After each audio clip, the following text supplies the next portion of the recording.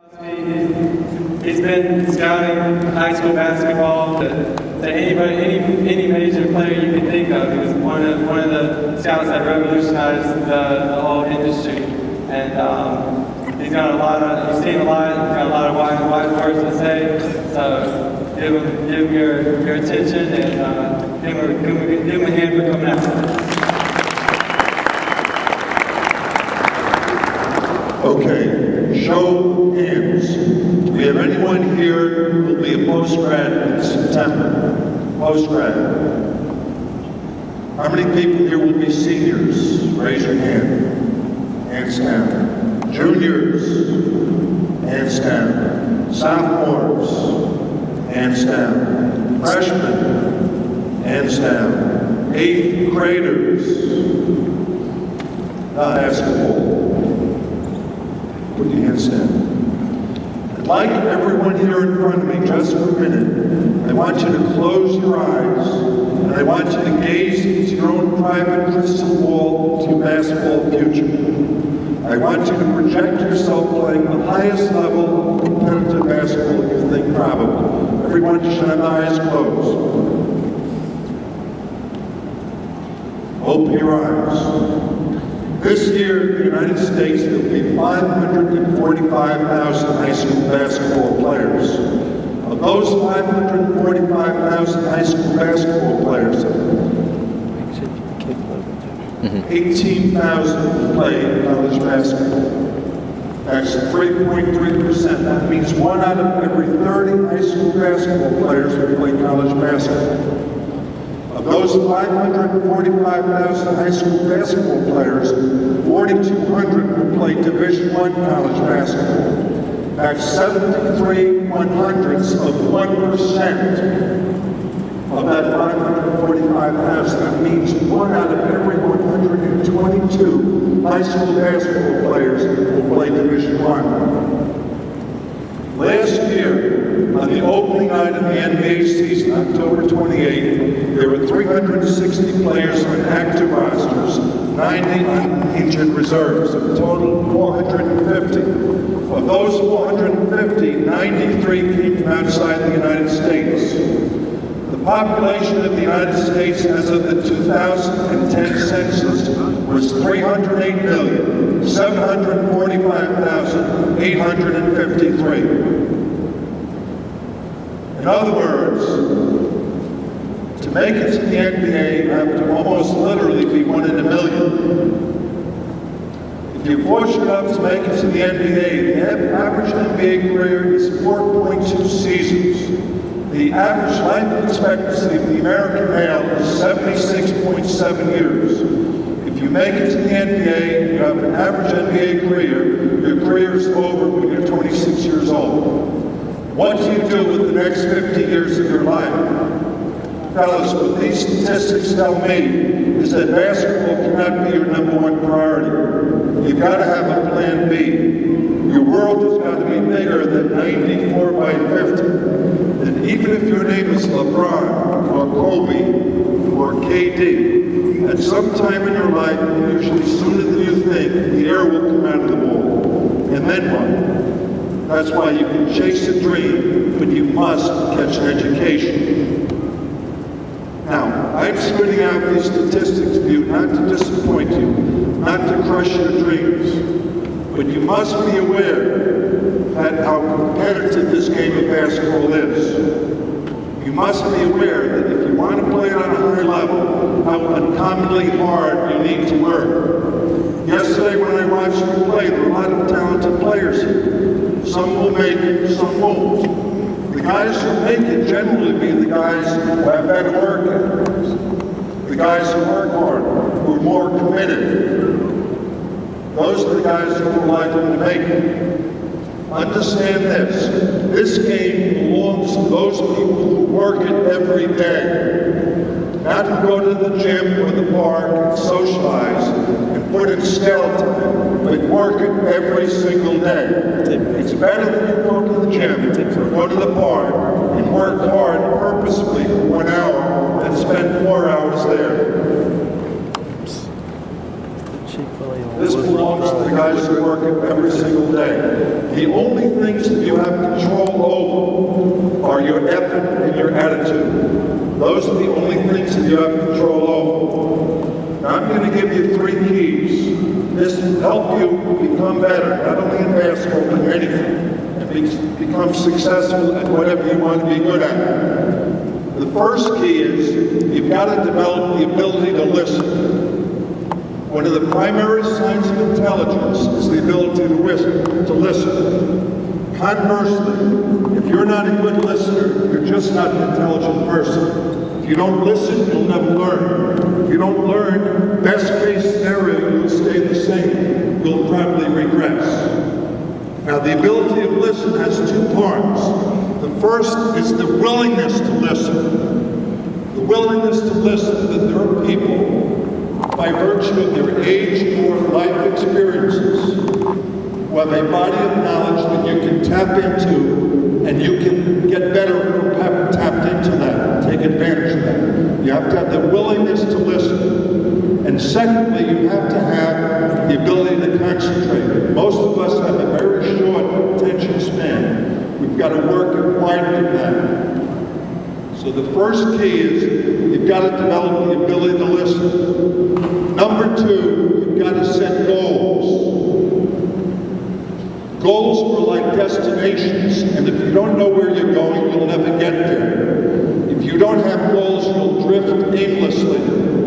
Now you've got to set first short-term goals, then intermediate goals, and then long-range goals. If the only goals you have in the long range, you're daydreaming. If you say, I want to make it to the NBA, or I want to play Division I, you're daydreaming. You have to have intermediate goals. For instance, an intermediate goal would be that come this November, you're going to make your team, whether it's your freshman team, your JV, your varsity team. A short-term goal is even more important. The short-term goal is that today, if you have free time, if you have a basket available, if you have a ball available, you're going to work on your ball handling skills, or on your shooting, or if there's a gym with weight stations here, then you're going to try to improve yourself physically. It's what you're going to do today, or tomorrow, or this week. That's short-term goals. Intermediate goals are for the next 6 months to a year. Long-term goals are projecting further on down the road. Now understand this, the higher the goals you set, the harder you've got to work to achieve them. So the first key to getting better, to succeed, whatever you want to succeed at, is number 1, develop the ability to listen. The willingness to listen, the ability to concentrate. Number 2, you've got to set goals. And number 3, let me ask you this. Does anyone here know who Reggie Jackson was? Anyone? Who is he? Baseball player. What was his nickname? Does anybody know that? Mr. October. Does anybody know why? What happens in October? The playoffs of the World Series. Reggie Jackson won 5 world championships. 3 with the Oakland Athletics, 72, 73, 74. 2 with the New York Yankees. That's where he's more famous for. Because there's more of the media center than Oakland, obviously. In 77, 78, he won 5 world championships in 7 years. When he won his first World Series in 72 with the Oakland Athletics, and he got his World Championship ring, inside of it, he didn't put his initials, he didn't put his name, he put 3 letters. S plus S equals S. What that stood for is sweat plus sacrifice equals success. There are no shortcuts. If you want to have success in anything, whether it's in basketball, whether it's in music, school, anything, you've got to work uncommonly hard. How hard? How hard that even angels can do no more. You've got to work uncommonly hard. Sacrifice. What does that mean? It means you've got to give something up.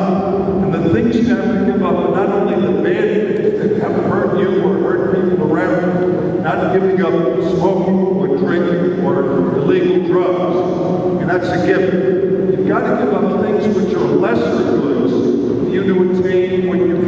higher it is. In other words, after this camp is over and you go home, and your friends are going to the mall, or going to the beach, or going to the movies, if it's important to you, you're going to go to the gym, okay, to work out, or you're going to go to the park.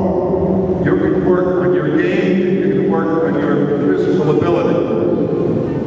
So here are the three keys. The first is the ability to listen. Number two, you need to set goals. And number three, S plus S equals success. S plus S equals S. Sweat plus sacrifice equals success. Now a few random thoughts.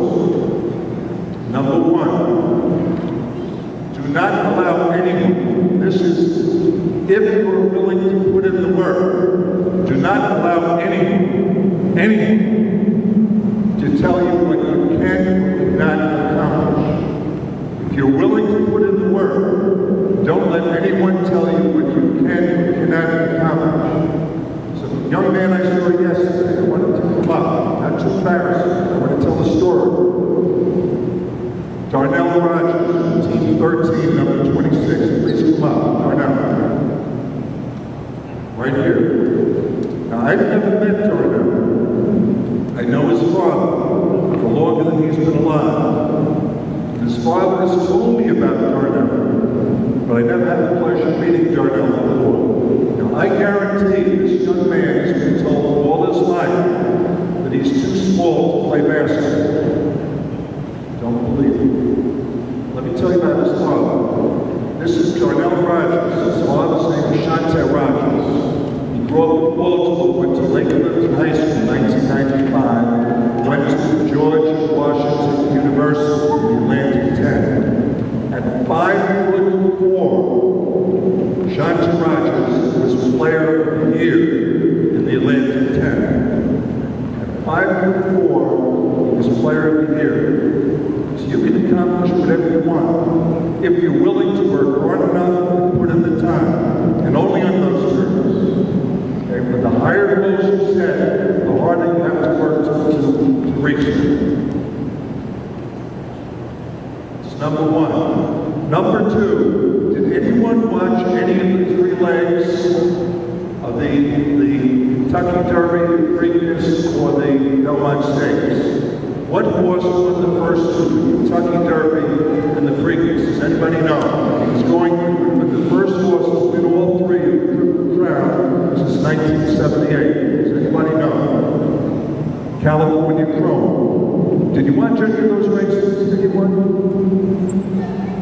If you ever saw a horse race, what did the horses have on? What do you notice they have on? They have blinders. And the reason they have blinders on is so they're not distracted by the other horses, so they can have their total focus on the finish line. Now, the reason I mention that is that with too many guys, especially young players, they allow too many distractions into their game. They worry about what some website says about them. They worry about what's written about them in the paper. They're too worried about where do I stack up with the other players in my position, in my class. They're worried about what everyone else's opinion is of them. There are only two opinions of your basketball ability that should count with you. The first opinion is the opinion of your coach. And the second opinion is your own opinion. And you need to be your own severest critic. But those are the only two opinions that should count. Guys who are too worried about social media, guys who are too worried about websites, where they're quote-unquote ranked, those are distractions. You're never going to reach your finish line. The way you do it is forget about anyone else. The only thing you have control over is your effort and your attitude. Every time you cross those lines, you go to work. You roll up your sleeves and you go to work. And you put it in every single day. If it means something to you, if it doesn't, fine. Then you have low goals, and that's fine. Just to make your high school team, that might be okay. But if you really want to go someplace in this game, the higher your goals, the harder you have to work to achieve it. So that's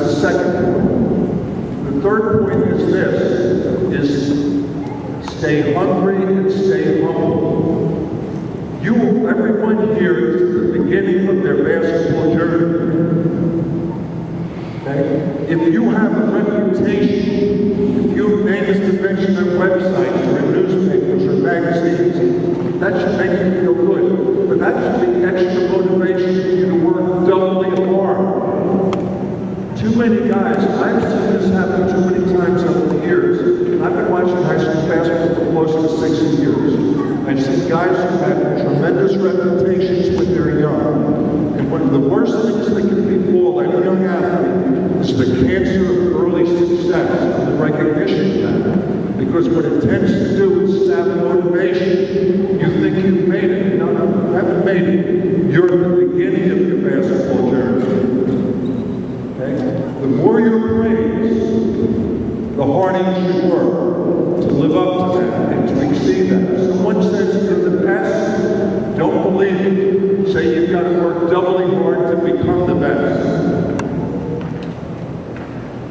My fourth point is this. Everyone here needs to prove themselves physically.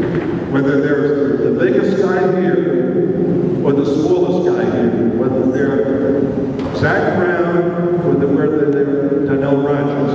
You've got to prove yourself physically.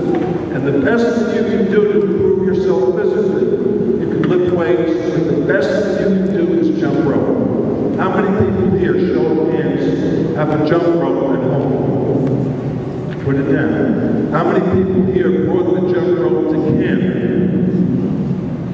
And smart guys, those guys are good. How many people here jump rope every single day? One guy. There's nothing you can do to improve yourself more physically than that. It will strengthen your legs, your feet will become quicker, improve your agility, coordination, and timing. You will jump higher, the stronger your legs you will improve your stamina. And stamina, I don't care if you're 7 feet or 5 feet. Stamina is critical. Fatigue is the thief of all skills. The better condition you're in, the better athlete you are, the more successful basketball player you'll be. Now, just to recap, you want to become better, 3 things. The ability to listen, set goals, and S plus S equals S. Sweat plus sacrifice equals success. Fellas, make the most of these last days of camp. Have a great summer. Have even a better school year. And best of luck.